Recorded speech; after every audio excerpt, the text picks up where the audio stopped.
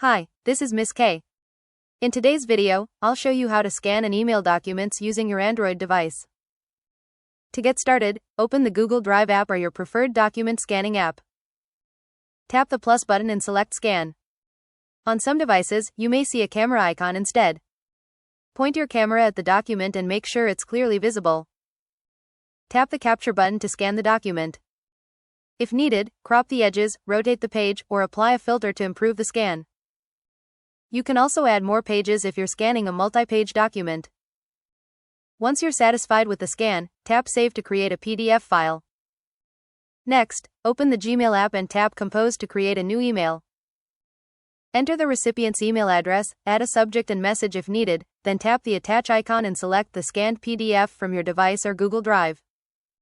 Finally, tap the Send button to email your scanned document. And that's it, you've successfully scanned and emailed a document using your Android device. Happy watching! Don't forget to like, share, and subscribe for more helpful tutorials.